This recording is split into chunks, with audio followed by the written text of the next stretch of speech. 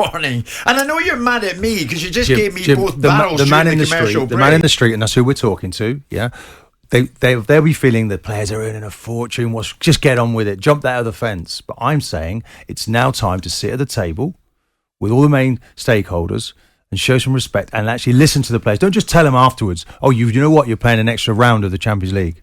Do you know what, you've got a Nations League game that you've got to play. There's a competition. And we're bringing the half of South America in as well, 10 other teams. So you've got another 3 fixtures to play. No. Let's actually sit there and have some respect for the players and talk it through first. That's all we're asking for in this situation. I think what we should do... Now, don't be cheeky. I know that face. Don't do it. Every time we change the fixture list, we should go to the players and have a referendum. Because we'll get some real input. I'll put that to you again, Simon. What Martin just said is not unreasonable. Open forum, discuss the fixtures. The players do have the ability to be able to communicate. They do have a union. They do have representation. They do have inherent value. They're the ones that sit there running their contracts down so they can get big bags of money in the next contract. Went missing? Are you suggesting that union went missing? I'm suggesting that your union's a disgrace, and you know it is. And if they had any credibility about them, probably would be at the table. Let's get a few calls in, guys, because is the pressure now growing on the authorities to start acting? Basically, that's what you're saying, Martin. It's about time to see some action here. Not just words, not just these virtual meetings. Let's see something concrete come out of it. Well, this is what Pep Guardiola is saying. This is what Klopp's saying. This is what the players are saying. You know, Jordan Henderson's saying that they want to be heard. They want to be sat round the table. Now, of course, it should be happening through the PFA, and we've got a new modern PFA now. Yeah. And hopefully that's about to happen. They've been quite vocal in this area, but they need to be invited around the table when the fixtures are discussed. You see, I don't think, Martin, in this instance, that Pep's helped the situation. You can see the reaction we're getting. It's a mess, and it's one side of this. People are saying, strike catch. What are you talking about? Jim, he's fed up. He's fed up. But you have said that if it was you and you were still playing, and your club went with it, you would go and strike. Yeah, but Jim, look, you're wishing to sensationalise everything that comes out of my mouth. What I am trying to do is just say what I would do as a player. I believe you're scaring me. I believe I'm strong enough to support this, Jim. Right. Definitely at the time. Now, whatever that took, I'm going to do it. If Pep Guardiola has won all those trophies, what is it, 28, 29 trophies now, and he's saying there's too many fixtures, I think we ought to listen. This is a serial winner. He wants to be able to win things, and he's saying it's getting out of hand. He wants to protect and love his players. Fair you don't point. like the word love? No, it's fine. If you want to win something, you need to love and you need to cherish your players, and that's what they're doing in this instance. You've got to look after your players, you're absolutely right. You've got to find a balance. I mean, I think it's a bit rich you turn around sensationalising things when you're using flamboyant expressions like upstairs, downstairs to create an analogy. That's how it was. When I first walked through Arsenal, those marble halls, it wasn't the upstairs area. Was it? I mean, you lot are upstairs and the players are downstairs. It's a warped, uninformed, and to say uneducated that, one, but it's not a bad analogy, because most people, there are people, yeah, you're right, I used to sit in somebody's boardrooms. So you didn't make any money set upstairs? Not from football. They did at Arsenal. And do you know what? Certainly did at and Arsenal. The players could have bought shares as well and taken capital value as well, but they didn't, did they? Because they're too busy holding their hands out for their income, right? So don't turn around and say too busy playing football matches to think about investments. Martin, actually. Too busy being very well looked after. Simon, let's get the fans' view. Liam in Newcastle. Liam, good morning to you. Morning, guys. Merry Christmas. Merry Christmas to you. I've got to say, Liam, it doesn't feel like it. But it doesn't. He's got me up ahead, Martin Keown. I can't believe what these guys are coming out with. To suggest striking when these guys are footballers, they're professional footballers, they've got nutritionists looking after them, physios looking after them. Do you think consultants, nurses and doctors that have been working 12, 13-hour shifts for the last 2 years fighting COVID, do you think they've got nutritionists looking after them? The likelihood is they're getting in the shower, they're going to work. Oh. Well, maybe that was a blessed advantage for you, Martin, that you went into a tunnel. This is where it's become very difficult because we are without the NHS, without the fantastic work that they've done, and all manner of people out there. But we're not saying that. What we're saying is, yes, the players appreciate the jobs they have and incredibly privileged. Yeah. Yes, they're talented, but they're really well looked after. What they're saying here is they want to reconsider the number of games they've been asked to play.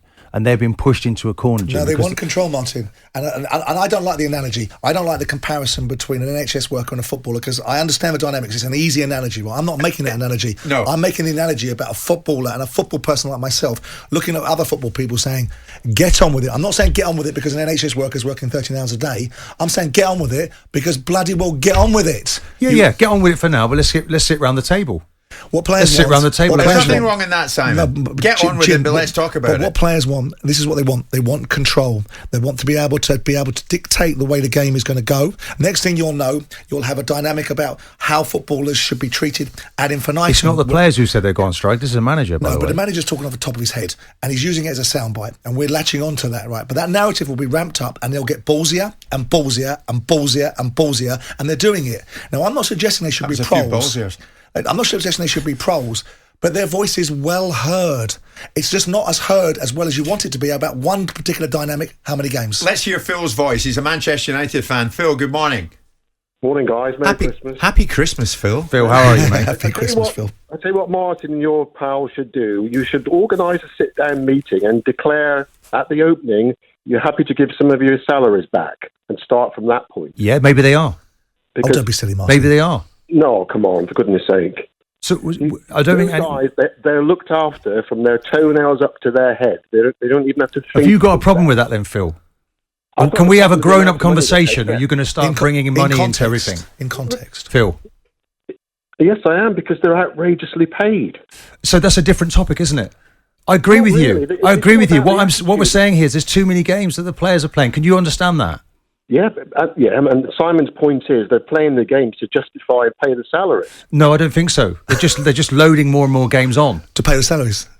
Well, yeah, but there has to be a limit then, doesn't there? But there isn't, Martin. With respect, Martin, I'm 63. I've watched live football matches at the baseball ground where it looked like a beach.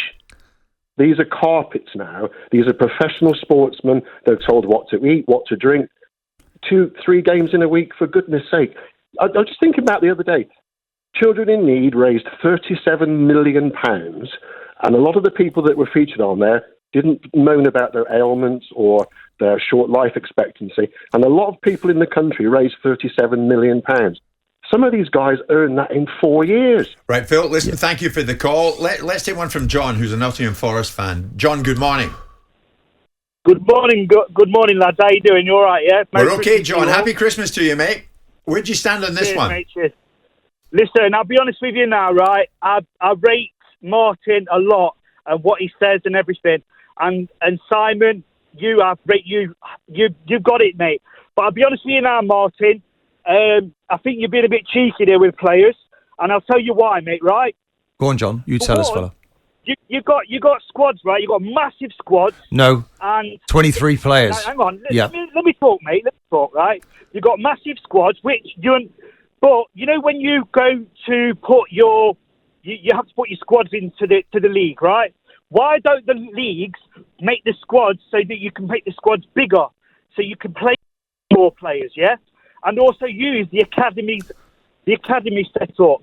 You got academy players which are basically you've got 20 lads there that are ready to go in the first team. Whether you like it or not, it's the choice of say like Jurgen Klopp and Guardiola, who want to win at every cost.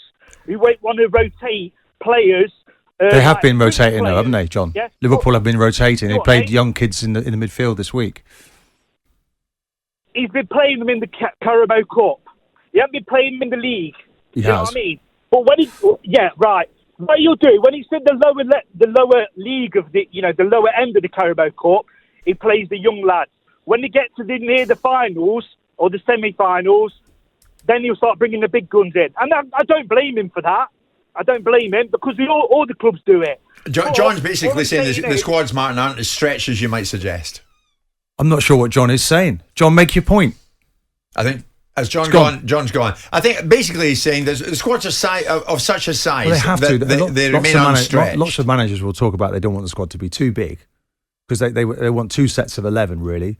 You know, so they can work 2 positions for every 2 players for every position. Yeah. Of course, then there's a load of kids that you can call upon, but it's only which is why the rules are now allowing dispensation. But the reason why the reason why the squads are the size they are is because teams like Chelsea and Man City were building squads that were so enormous that ultimately the 25 players on loan. It's Chelsea. 11 o'clock, guys. We're going to take a bulletin. Martin, what basically you're saying, I think, if we can just summarise it, yes, to a degree, get on with it, but let's talk while we get on with it. Let's get round the table and I think the players are just pushing for that. Can they now be allowed at that think tank table to discuss how many fixtures are going to be played per season? That's what they're talking about. Yeah. All right. It's Christmas Eve.